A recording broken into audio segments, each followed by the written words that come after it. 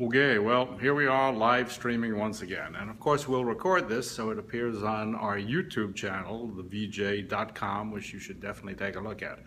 I wanted to pick up on this thing that I blogged about yesterday, which was this notion of comparing television news to fast food, because they're both in the same category. The fast food, or the food business in general, their motivation is not, although they call themselves food business, they're not really in the food business, they're in the business of selling stuff or food to you. So as a result, the people like Kraft and stuff like that, they're not really interested in nutrition or making you healthier. What they're interested in is selling food to you, which they call food, but actually they have buildings full of scientists who check out sweetness and crunchiness, and they spend billions of dollars trying to figure out how to get you addicted to Lay's potato chips or Doritos or whatever the crap you end up eating, and you find it addictive because they know what they're doing.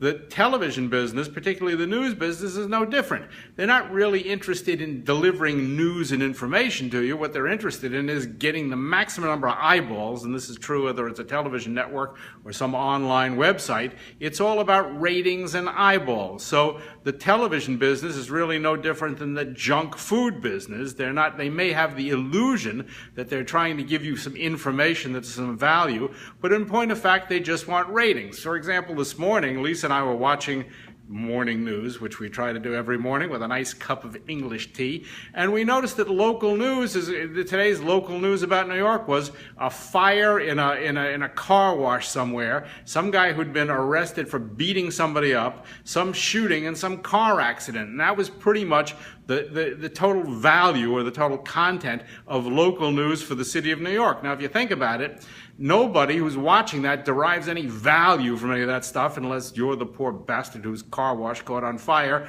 or you're the idiot who got beaten up at 3 o'clock in the morning in some neighborhood in the Bronx.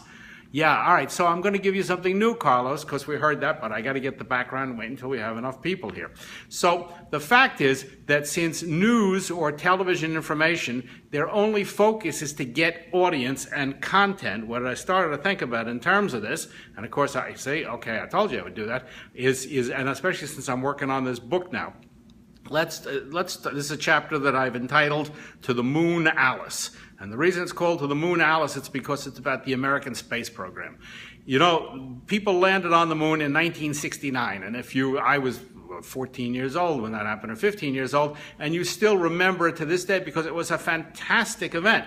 I mean, human beings had looked at and been fascinated by the moon since the first people walked on the plains of Africa. And the fact that human beings actually could get to the moon and walk on the moon and land on the moon was an absolutely fascinating and sort of seminal event in human history. It had to say it never happened before is self-evident. The whole cost of the moon landing, according to Google, which I fairly trust, was $25 billion. Now here's the interesting part. In 1969, we landed on the moon for the first time, and in 1972, we landed on the moon for the last time, and no one has gone back since. The fact is the technology for getting to the moon is like 45 years old, but there's more computer processing apparently in my toaster than there is in the lunar lander. So the technology for getting there is as old as the cars that John Pastor goes and puts together and restores, if not older and crummier. The fact is that we have the technology to go to the moon, but nobody goes back. And so I started to think, how come nobody goes back? And the reason nobody goes back is all the information that we get in the world, whether it's fiction or nonfiction, comes through the medium of television or screens like this one.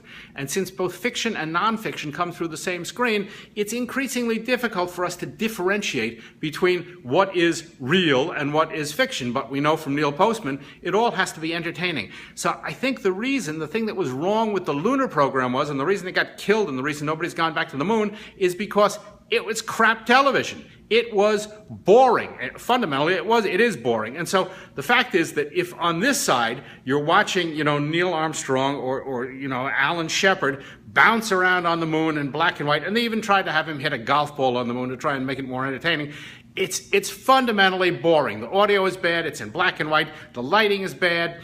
And the fact is that nobody wants to watch that. And so the lunar program, I think, died because nobody wanted to watch it. On the other hand, Star Wars, which go through exactly the same medium also on screens, people were fascinated by, and to this day, the franchise is still rolling along. Now, here's an interesting statistic for you.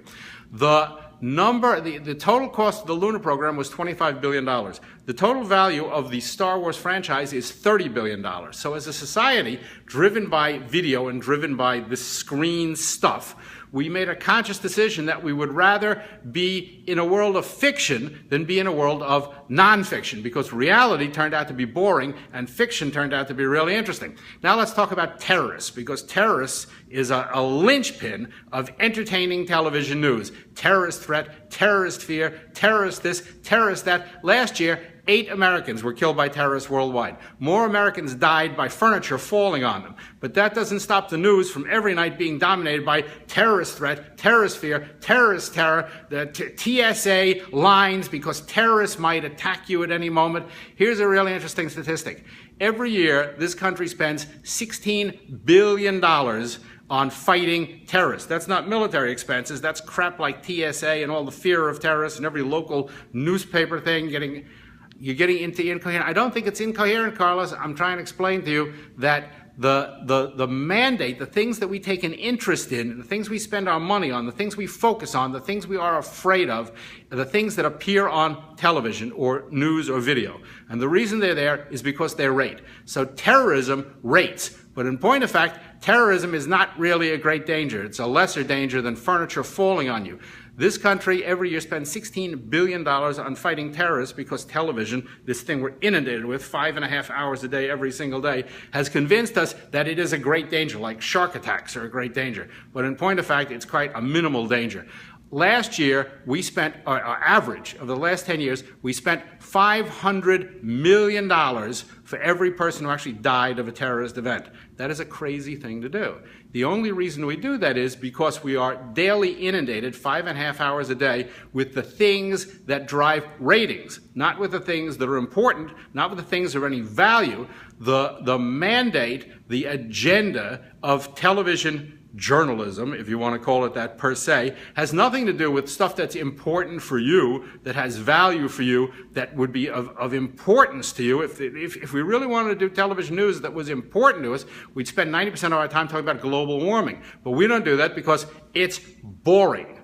What's exciting is terrorist attack, terrorists are coming, just like landing on the moon was boring, but Star Wars is interesting. As long as the medium is driven by ratings, and of course ratings means it's driven by money, then the only stuff you're going to watch or get to see on television is stuff that attracts your eyeballs. This, of course, is the whole Donald Trump phenomenon. I don't think it's trivial, Carlos. I think it is important because this comes down to the notion of us taking control of the content. And that is not such a crazy thing to do.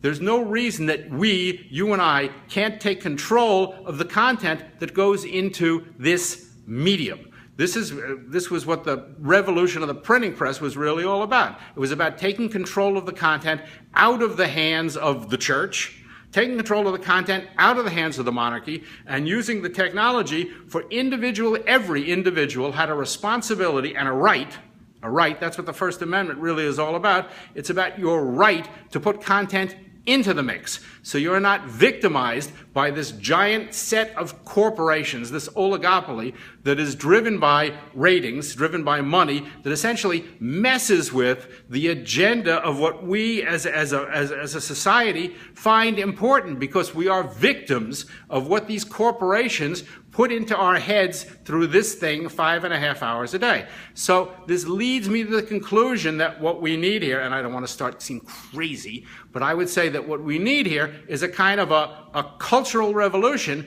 in which we no longer think of this medium as a passive medium. You don't tune in to see what's happening. You don't see what, some television network told you was important. You don't see what they want to give you. It's what we want to give each other. And this is no different from the way that Facebook works or Instagram or Twitter or anything else. Those are highly democratized media because they are the children of the internet. But the dominant media in our society, the dominant media is still conventional television news, and even if you don't watch it, and most people under the age of 40 don't watch it, still the stuff that they put out, or newspapers, that creates the agenda that percolates out into the blogosphere and percolates out and becomes the agenda that we all follow. So the whole point of this thing is, I don't think it's vintage 1990s. I think the point of all media is self-perpetuated. If it bleeds, it leads. See, Jeff likes it. Carlos, you don't like it? I can't. We're back. Apparently there was a poor wireless connection, or maybe Time Warner is cutting me off, or Facebook is cutting me off. Anyway, that pretty much wraps up the thing now. On the VJ.com, we're going to be live on Wednesday at 12:30 p.m. on the website, and we'll follow up on our Facebook page. But in the meantime, if you want to respond to this, please email me, because this should be an ongoing dialogue and not a diatribe such as it is. Also, check this out. If you miss part of it, it will be on our YouTube channel. But good talking to you, and I hope you found this interesting. Mary Jane, how are you? Merle, nice to see you. And I hope you'll also check out thevj.com, where we discuss this and lots of other important things. So talk to you later. Bye.